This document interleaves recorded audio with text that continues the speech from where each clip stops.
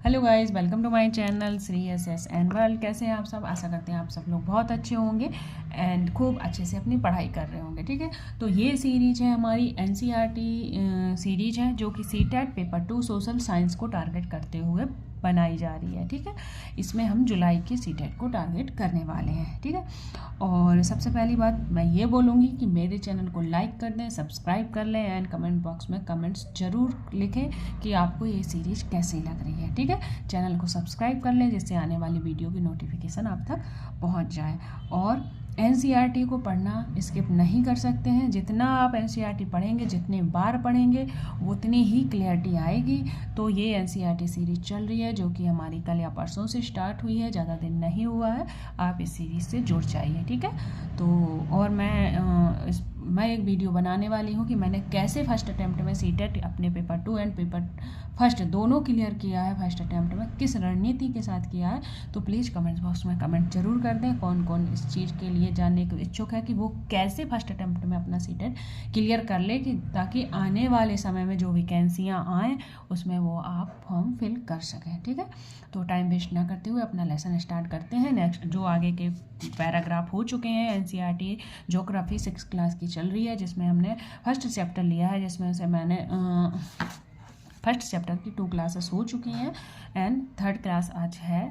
I hope नहीं, आज 4th class हो रही है, तो आप ध्यान से उसे पढ़िए। ज़्यादा बड़ी वीडियो नहीं रहती है, 10 मिनट्स की वीडियो रहती है। एक बार आप पूरा वीडियो सुनिए। अगर आपको वीडियो अच्छी लगती है तो प्लीज़ लाइक करें, शेयर करें, सब्सक्राइब करें। ठीक है, तो बढ़ते हैं आगे।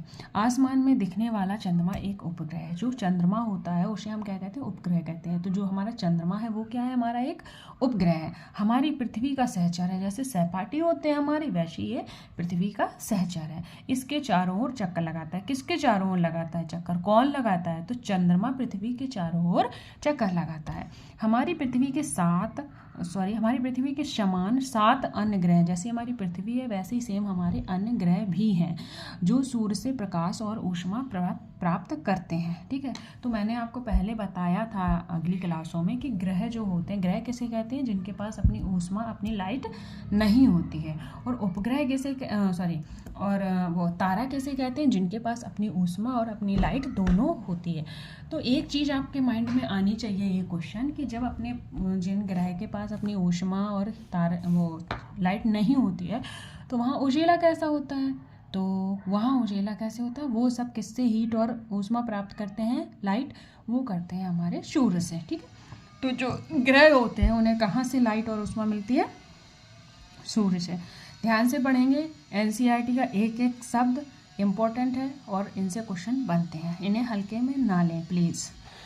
ठीक है, आप चैप्टर पढ़िए, एनसीईआरटी फिनिश कीजिए, फिर आप प्रीवियस ईयर क्वेश्चन देखेंगे तो आपको लगेगा कि हाँ मैम सही कर रही हैं। ठीक है, तो सौरमंडल, ये है सौरमंडल। और सौरमंडल पढ़ने से पहले सौरमंडल शब्द के बारे में जानेंगे। ये शब्द के बारे में इस बॉक्स में दिया गया है, जो कि मैंने पहले बता दिया है आपको कि बॉक्स को इग्नोर नहीं करना है। बॉक्स से सीधा सीधा क्वेश्चन बन जाता है। ठीक है, एग्जाम में।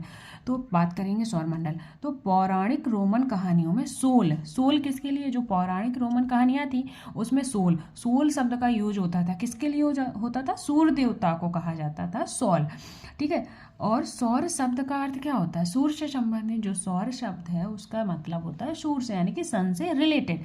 इसलिए सूर्य के परिवार को हमने क्या कह दिया? सौरमंडल। जैसे हमारा दादाजी का नाम कुछ भी हो, कुछ भी मान लो, राम जीवन या गंगाराम, ऐसे नाम होते थे पहले, तो गंगाराम की फैमिली है, गंगाराम की पोती है। तो इसी तरह सूर्य से जो भी संबंधित होता है वो सौर मंडल में आता है। ठीक है, और सौर का मतलब क्या होता है? सूर्य से संबंधित। तो इससे क्वेश्चन बन सकता है कि सौल किसे कहते हैं? तो सौल हम सूर्य देवता को कहते हैं। सौर किसे कहते हैं? सौर का अर्थ क्या होता है? तो वो होता है सूर्य से संबंधित। ठीक है, आई होप ये चीज़ क्लियर हो गई होगी। अब हम पढ़ते हैं सौरमंडल, यानी कि सौरमंडल में कितने सदस्य रहते हैं, यानी कि गंगाराम की फैमिली में कितने सदस्य हैं, ऐसे सौरमंडल में कितने सदस्य होते हैं, इस बारे में हम पता करेंगे। ठीक है, तो सौरमंडल में कौन कौन है? हमारा सूर्य है, यानी कि गंगाराम की फैमिली में गंगाराम जी भी होंगे एंड इनके बेटे बहन भाई बहन सब होंगे। ऐसे सौरमंडल में सूर्य भी होगा, 8 उनके ग्रह भी हैं, उपग्रह भी हैं, कुछ अन्य खगोलीय पिंड जैसे क्षुद्र ग्रह एंड उल्का पिंड मिलकर क्या बनाते हैं? सौर मंडल बनाते हैं। ठीक है, उसे हम सौर परिवार का नाम देते हैं। किसका नाम देते हैं? सौर परिवार का नाम देते हैं, जिसका मुखिया कौन है? सूर्य। सौर मंडल का मुखिया सूर्य और गंगाराम सदन का मुखिया गंगाराम। ठीक है, इस चीज़ से आप इस चीज़ को रिलेट करके याद रखेंगे। नेचुरल एग्जाम्पल से क्या होता है, हमारे माइंड में वो चीज़ें फिट होती हैं। ठीक है, तो सौर मंडल में हमारा सूर्य भी है, 8 ग्रह भी हैं, उपग्रह भी हैं, कुछ अन्य खगोलीय पिंड जैसे कि हमारा क्षुद्र ग्रह है, उल्का पिंड है, ये सब आते हैं। और सौर मंडल का मुखिया कौन होता है? आप याद रखेंगे, उसका मुखिया होता है सूर्य।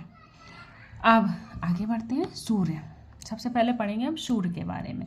जब गंगाराम जी का घर है तो हम गंगाराम जी के बारे में जानेंगे, उसके बाद उसके परिवार के बारे में जानेंगे उनके, तो ऐसे सूर्य के बारे में जानेंगे।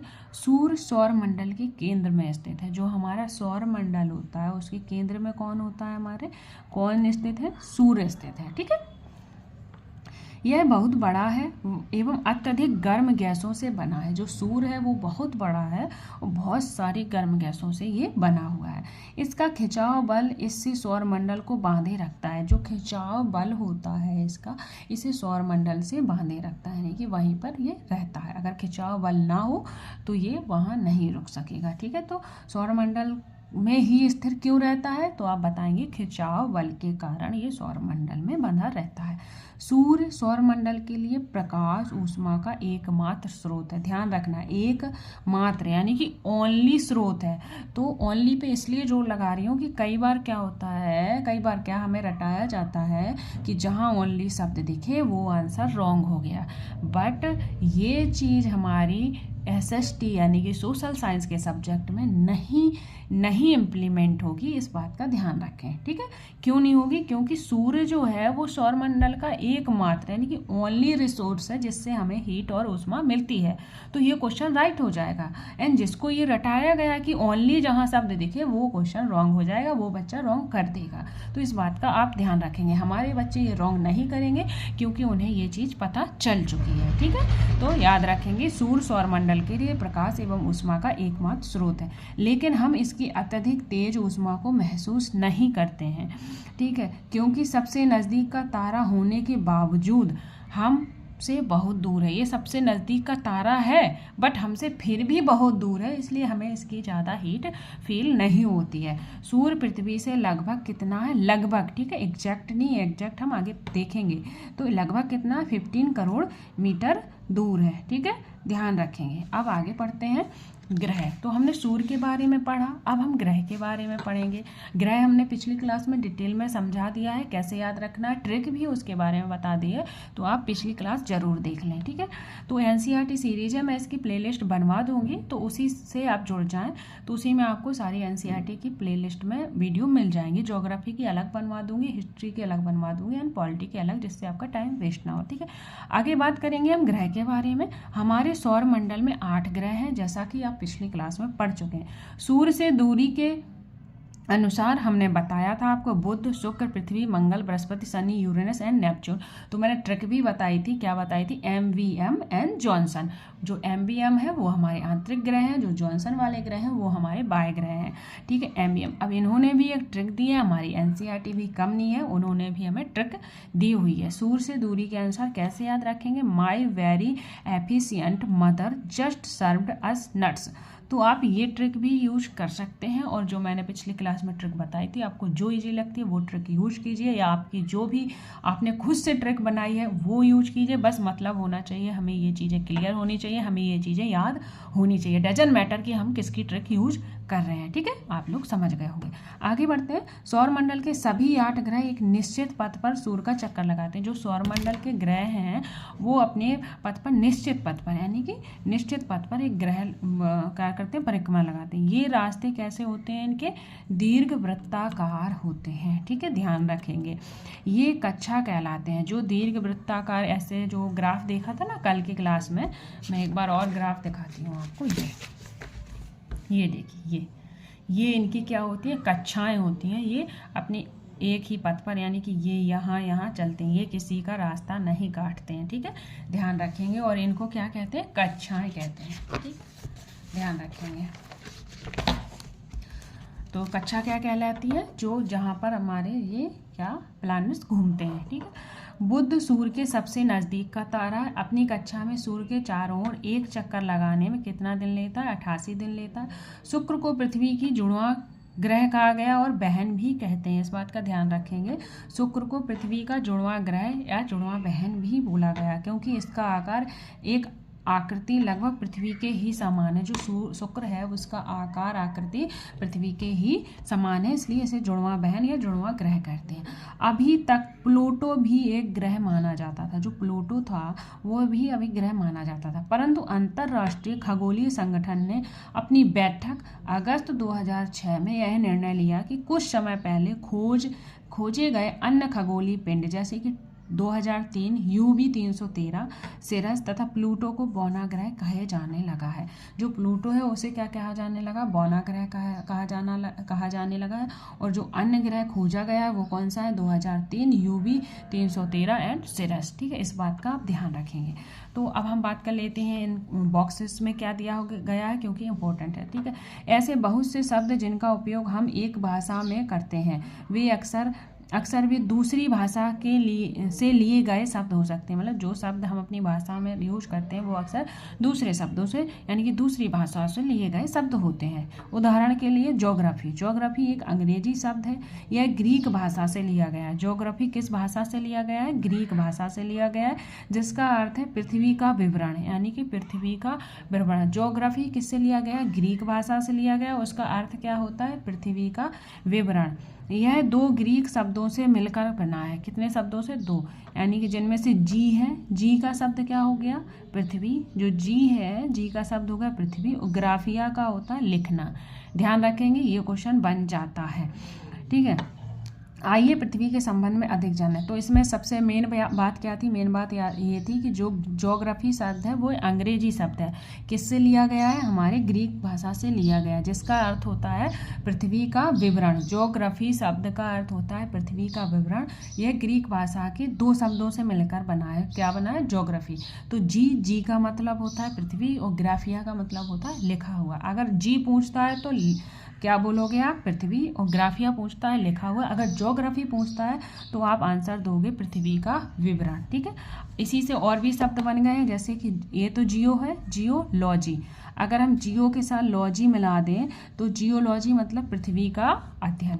जियो के साथ मैट्रिया मिला दें, यानी कि जियोमेट्रिया, तो पृथ्वी का मापन। एंड जियोऑयड यानी कि जियोइड मिला दें तो पृथ्वी के आकार के अनुरूप। ठीक है, तो जियोइड का मतलब पृथ्वी के आकार के अनुरूप। जियोलॉजिया, जियोमेट्रिया एंड जियोइड। ठीक है, तीनों का ध्यान रखेंगे। आई होप आपको ये चीज़ें समझ में आ गई होंगी। ये बॉक्स और रह गया है, मैं पढ़ देती हूँ। मतलब थोड़ा वीडियो लंबा हो जाएगा, 1-2 मिनट, कोई बात नहीं। रास्ते में आसमान को देखकर मनुष्य हमेशा से मोहित हुआ है। खगोलीय पिंडों एवं उनकी गति के संबंध में अध्ययन करने वालों को खगोल शास्त्री कहते हैं। खगोल शास्त्री कैसे कहते हैं? जो खगोलीय पिंडों का अध्ययन करता है। तो आर्यभट्ट प्राचीन भारत के प्रसिद्ध खगोल शास्त्री होंगे, तो ध्यान रखेंगे। अगर पूछता है कि प्राचीन खगोल शास्त्री कौन थे, तो हमारे आर्यभट्ट जी थे। उन्होंने कहा था कि सभी ग्रह तथा चंद्रमा परावर्तित सूर्य प्रकाश के कारण चमकते हैं। इन्होंने ही बताया था कि जितने भी ग्रह और चंद्रमा है वो किससे चमकते हैं? सूर्य के प्रकाश के कारण चमकते हैं। आज विश्व के सभी भागों में खगोलविद ब्रह्मांड के रहस्यों को खोजने में लगे हैं। तो मेन बात क्या थी कि हमारे प्राचीन खगोल शास्त्री कौन थे? आर्यभट्ट जी थे, जिन्होंने हमें ये बताया है कि ग्रह और चंद्रमा को रोशनी कहाँ से मिलती है? सूर्य से मिलती है। तो ये थी आज की क्लास। आई होप आपको ये क्लास पसंद आई होगी। नेक्स्ट क्लास में हम इन ग्रहों के बारे में ये सारी चीज़ें पढ़ेंगे, पृथ्वी, चंद्रमा और हमारे क्षुद्र ग्रह और उल्का पिंड के बारे में पढ़ेंगे। ठीक है, तो गाइस ये थी आज की क्लास। आई होप आपको पसंद आई हो। अगर पसंद आई तो प्लीज़ लाइक करें, शेयर करें, चैनल को सब्सक्राइब जरूर कर लें। और हमारे टेलीग्राम का लिंक चैनल के डिस्क्रिप्शन बॉक्स में दिया रहता है, तो टेलीग्राम लिंक से जुड़ जाएं, जिससे कि आने वाली वीडियो का नोटिफिकेशन आपको मिल जाए। और जो भी मैं PDF डालती हूँ वो टेलीग्राम में शेयर कर देती हूँ। तो thank you guys, take care and bye bye.